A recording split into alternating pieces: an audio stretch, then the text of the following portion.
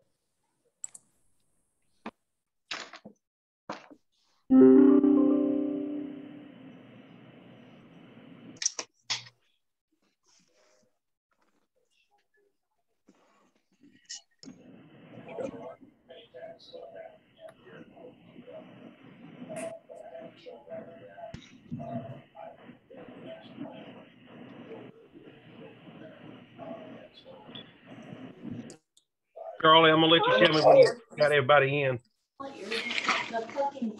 Yeah, sure.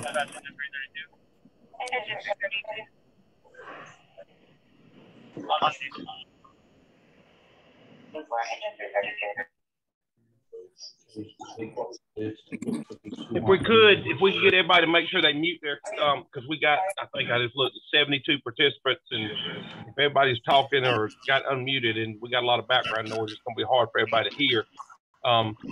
First of all, I'd like to welcome everybody this morning. Thanks for joining.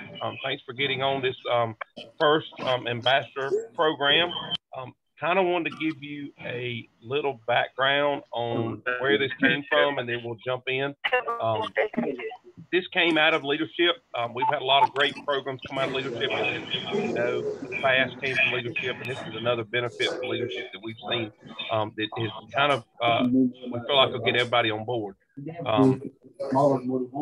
I got a couple people not muted. If y'all could make sure your microphone's muted, I would greatly appreciate it. Wanted to make sure everybody kind of knew where it came from. It was a discussion that was had, and this is just a way for us, when we have our executive committee meetings, staff has their meeting, that we get information back to the members. And we feel like the more people we can give that information to, the better off the association be, and actually our members will be. So one, thanks for being here, and we're going to go ahead and get started. It looks like the first person on the agenda is Mr. Carter Jones. I'm not sure how he got to be at the beginning, but he is, and so we'll let him go ahead. So Carter, if you'll give us your fire service fast facts. Very good, and welcome everybody. Chief King asked me to give you a few tidbits on our history. And one of the first things that caught my eye was, if you'll go with me back 281 years ago, on this date in history.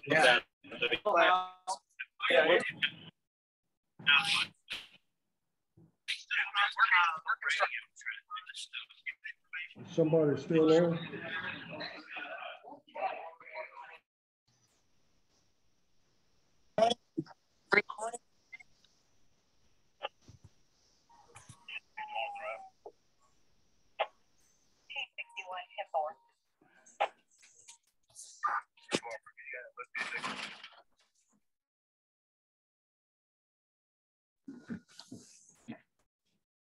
Okay.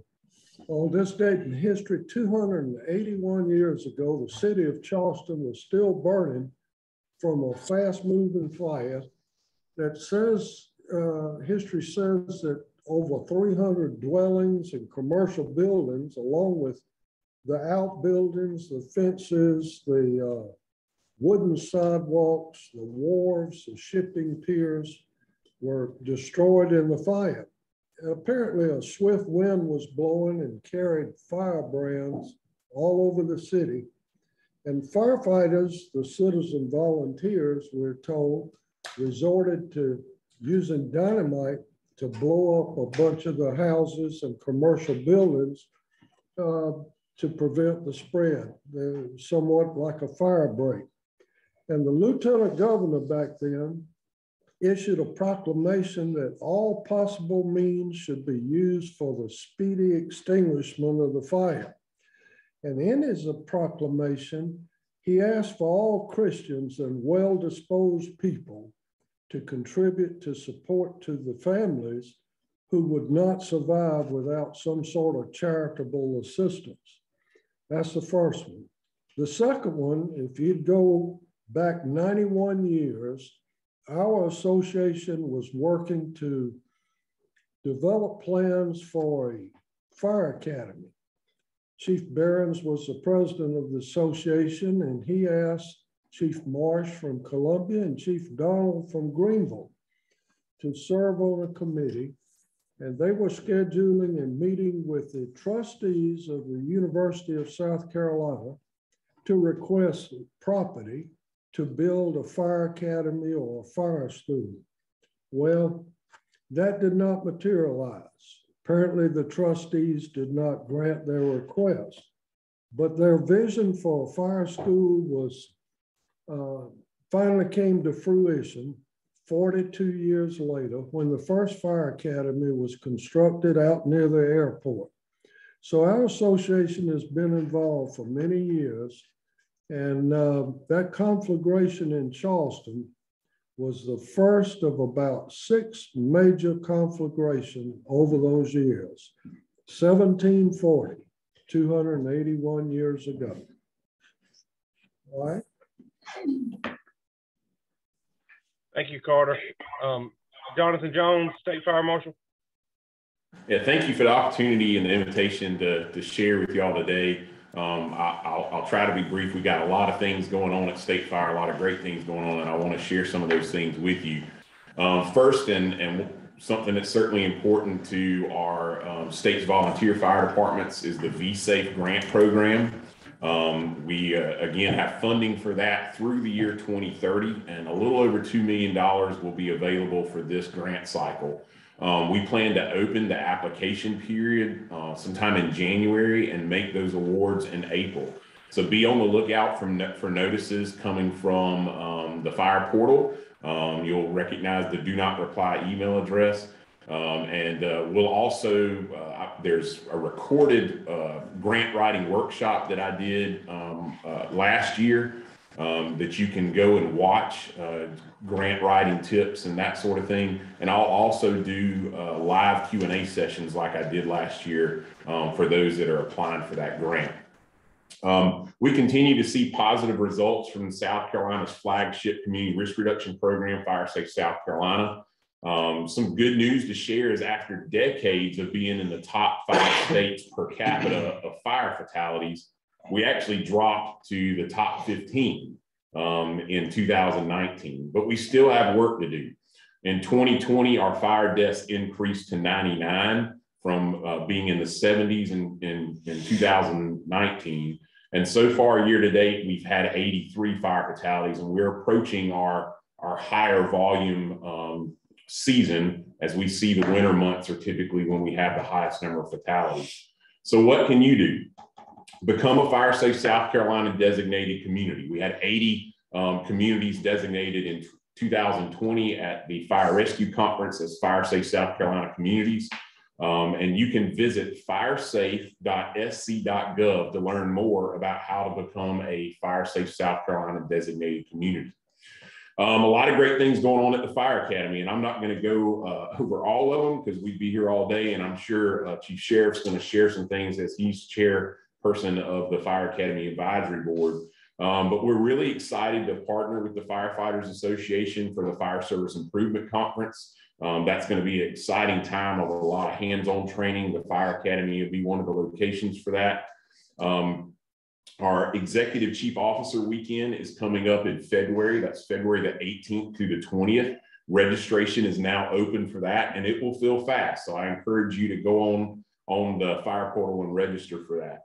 And we've got so many things, it's hard to keep up with everything that's going on. The best way to keep up with all of the different webinars and events that we've got going on is to visit our website, statefire.llr.sc.gov. For our emergency response programs, 2021 has been another active year with multiple deployments, multiple HART missions, and firefighter mobilization requests. And as most of you know, there's no permanent funding source or dedicated funding source for USAR and HART in South Carolina. We've been covering those expenses through the Fire Marshal's budget and the Fire Academy's budget. But we've made a request in the LLR budget this year for $1 million in recurring funds to provide ongoing support for these emergency response programs. And so certainly would appreciate your support in that. And in addition to that, we are working on an additional request for one-time funds to help offset some of the equipment purchase needs for our emergency response programs in South Carolina. And then the final thing I wanted to mention to you that is, again, probably one of the greatest examples of the South Carolina Fire Service being unified, collaboration between all the different associations, was to get the Firefighter Cancer Healthcare Benefit Plan law passed. That law went into effect July 1st, 2021, and it was funded in this year's state budget at $3.5 million. We began the invitation for bid process in June. That went through June, July, and August.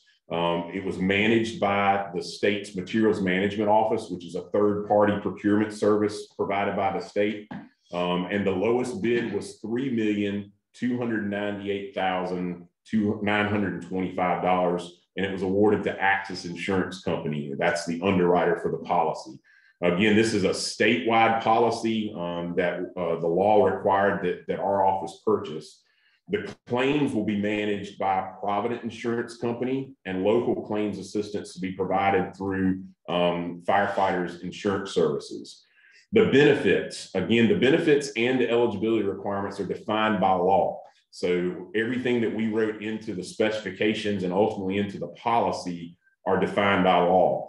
The benefits provide a one-time lump sum benefit of $20,000 upon diagnosis. This is a one-time lifetime benefit. So once you claim this benefit, if you're diagnosed with another form of cancer down the road, you can't get that benefit again. It is a one-time lifetime benefit. It also includes a reimbursement benefit of up to $12,000 annually for out-of-pocket expenses related to the treatment of cancer. This could be deductibles, co-pays, co-insurance, up to $12,000 a year for the treatment of cancer. And then a $75,000 death benefit if the death was caused by cancer or the treatment of cancer. Now, the eligibility requirements are also defined by law. First of all, the law didn't go into effect until July 1st, 2021. So it does not cover a diagnosis of cancer prior to the effective date of the law. So it only covers eligible forms of cancer, which are defined in the policy and in the law, diagnosed on or after July 1st, 2021. There is no retroactive coverage.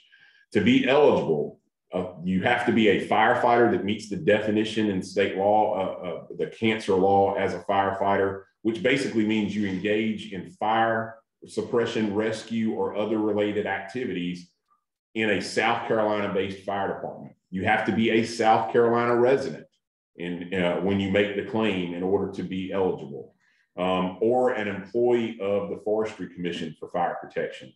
You have to have served in a South Carolina-based fire department for 5 continuous years to be eligible. So if you've just been in the fire service in South Carolina for 2 years, you're not eligible for another 3 years to file a claim against this policy. But then it also covers you for up to 10 years after you separate from a fire department, whether that's through retirement or voluntary separation or even termination. It will cover a diagnosis for up to 10 years after you separate, as long as you first were in active service for 5 continuous years in a South Carolina fire department. So I'm sure there are lots of questions about what's covered, what types of cancer are covered, and all those sorts of things, and what you need to do to file a claim. you're able to start a claim through a website. It's South Carolina, scfirefighterscancer.com. And we'll be supplying a link for that. You'll actually be getting an email from the Do Not Reply Fire portal within the next week. It'll contain a link to that website as well as the eligibility requirements and the benefits. And so you can start a claim online. There's also email contact information and phone numbers you can call if you want to speak to someone in person, or if you want to meet with someone in person about the firefighter cancer policy. Again, this was a big win for the state of South Carolina's fire service, and it was truly a collaborative effort of all the different associations and parties involved. So we're really, really excited about that. What we need you to do is, as a fire chief or a fire portal administrator, is make sure your roster is up to date in the fire portal, because one of the ways that you would prove eligibility is through your employment history as contained in the fire portal. So we've created a certificate of fire department associations, which is basically your employment history in the fire portal. And the fire chief can print that out. It lists all the different departments you've been a member of, start and end dates. And then the fire chief will sign that to validate that it's an accurate description of your service in the South Carolina Fire Service. So again, thank you for the opportunity to speak. And we're really excited about all the great things we've got going on at State Fire.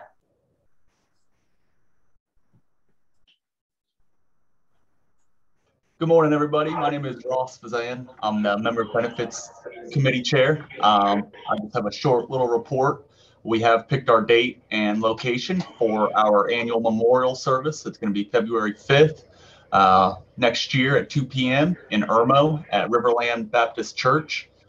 We are looking for escorts for the service. I'd love to see you there. It's awesome to see so many people on here. Looks like we're up to 117. So I see a bunch of familiar faces. Continue to spread the word about our benefits. Continue to tell the guys at your station to check out the benefits. And if you need anything, please let me know. Thank you, guys. Hey, good morning. This is Malcolm Burns. I'm your Legislative Committee Chair and your Second Vice President. I just got a couple things to go over. First of all is nationwide background checks. For those of you down here in the Low Country may have saw Channel 5, Live 5 News had a little story on it yesterday. It's something that we've been looking at. Fire Services is the only out of first responder agencies that don't do nationwide. Law enforcement and EMS does it. So it's something that's been kind of on the radar. Nothing big's been done. No details have been worked out. Just kind of keep that in the forefront of your thoughts. Is probably going to come up again, and we'll be sharing information we have on that as it comes. Our big push this year is going to be strengthening our move over law. We've already reached out to our partner agencies, EMS, law enforcement, tow and recovery folks. And what we want to do is change the law a little bit, add a little more teeth to it, and help our law enforcement partners to be able to enforce the law and to prosecute it. Right now, it's kind of vague in some of its wording, so we're hoping to get that straightened out a little bit, make it a little bit tougher for folks. Education is going to be a big key of that. We want to get people understanding what we're talking about, not just see a move over sign and not know what it's talking about. And then finally, revert back to what Chief Jones talked about as far as his request or their request for task force funding. We sat in the meeting with them and expressed our support for funding for that. We all know how important that is, and anything that we can do as an association, we stand with them and we'll help them any way we can. That's all I have. Thank you so much for participating, and have a great weekend. Thank you, Malcolm. Good morning, everybody, and thank you for joining. If you're online, I know that we all have tons of meetings to get to and attend, and thank you so much for taking some time out of your morning to join us this morning.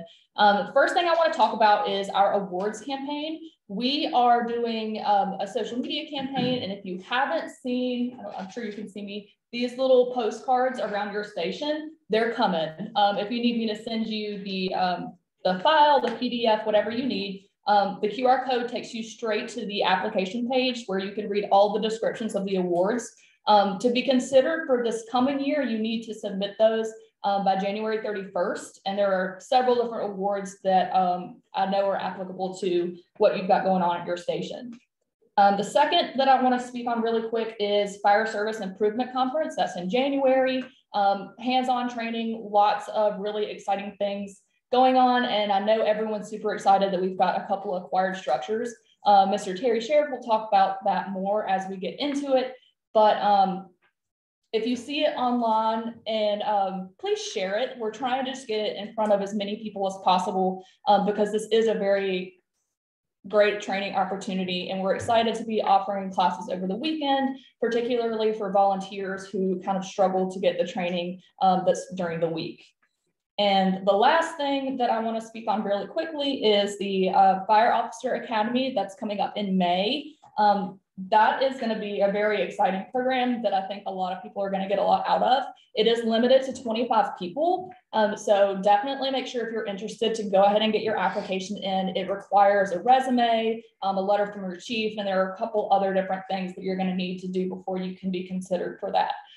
So just as you see these things online and as you see these flyers that will inevitably make it to your fire department, please just spread the word to everyone who would benefit from these programs. Thank you, Ms. Brooke. I'm Terry Sheriff. I'm your chairman of the Training and Education Committee. I'll try to keep this brief, but we have a lot of things going on. If you have not went to the website for the association, please do, to make sure you can keep up with everything that's going on, and it gives you more information of what I'm talking about this morning. First off, our Fire Service Improvement Conference is going to be January 20th through the 23rd in Columbia. And as Chief Jones stated, we're working with the Fire Academy and also our vendors. You'll have a chance to have hands-on training and also see the latest and greatest things from our vendors. So please look at that and spread the word with that. A few classes, engine company class, truck company class. We have acquired structures. So very exciting opportunities coming up. The cost is cheap. It's $50 for the whole weekend. There are some classes that are 3-day classes, but if you get a 2-day class, you can actually, for $50, take 2 classes. So it's $50 for the whole weekend. It's not per class. Registration is open on the association website. We're going to have our keynote speaker, Travis Howes. Many of you probably are familiar with Travis. He was a Marine. He was in law enforcement and also was a firefighter with Charleston during the traumatic Charleston 9. So please make sure, if it's your opportunity to take hot classes, this is your chance to take hot classes. As I talk about fire rescue in a few seconds, we're moving away from hot classes from fire rescue. So this is the chance to get hot classes. The next one coming up May 16th is the Fire Officer Academy. This is the first of its kind, working with the association, and also the Fire Academy this is for molding and working with your company officers for getting skills and experience. They will be hands-on experience, and they also will be classroom lecture during that week. The cost is $125. You must have a Fire Officer 1 to enroll, but the big thing to look for is the deadline to apply currently right now is January 31st. So don't wait around with that. Next, Fire Rescue Conference, June 6th through the 11th. Back to the beach. We'll be in Myrtle Beach. I know a lot of people are excited for that, but I must stress to you is I know a lot of people wait to go to Fire Conference, Rescue Conference to do hot classes. Once again, please let them know that we will not have hot classes there. Everything will be classroom and vendor based, the vendor showcase. So please spread the word. Also, the Firefighters Foundation Golf Tournament will be during that week also. The other thing is a lot of things going on between fire service improvement here in Columbia and also Myrtle Beach. There's a lot of things going on, so book your hotels now. Finally, I'd like to stress and ask for your help with the Training and Education Committee. Without your support and without you sending in information of instructors or people that you've heard of, or even our own instructors in South Carolina. I know we got a lot of great instructors. We may have to kind of push them along a little bit, but if you know of an instructor, if you heard somebody in the seminar, shoot us an email and let us know about it, so that when we book quarterly training, we book fire improvements conference and also fire rescue, we can reach out to some of these instructors and bring in information that's important to you guys. So if there's nothing, that's all I have. Thank you, Terry. I believe Terry Sheriff, I believe Justin McClellan, President of the Chief Association's in the room at the Academy. Justin, if you've got anything to report from the Chiefs, we give you some time to speak. All right, I appreciate it.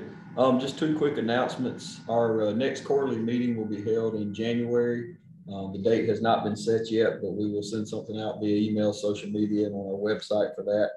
And then also, some of you probably have seen, we just announced that the 2022 conference will be held October the 6th through the 8th at the Kingston Plantation at Embassy Suites in Myrtle Beach. So I just announced that. So two things, and then again, look for the website and social media for more updates on our quarterly meeting in January. Thank you, Justin. Before we get into question and answers, I kind of want to go over two things. One, if you know of somebody that does not get this email, we'd love to get as many people as we can on this thing every month. So please send an email into Brooke at the office, and she can get it added into the system. Anybody that, you know, can take things back. And that's the main thing. This is not just for the 117 people we currently got on here. What we're asking you to do is take the information back to your monthly chiefs meetings, to your departments, to just conversations in your county, in your areas. The goal of this thing is to get more information out to our members statewide, to the 17,000, roughly 500 members we have. So please take this information back. I will open the floor to any questions, but I ask if you do that to please put it in the chat section, and Brooke will kind of manage that, and we'll get your questions answered if anybody has any questions.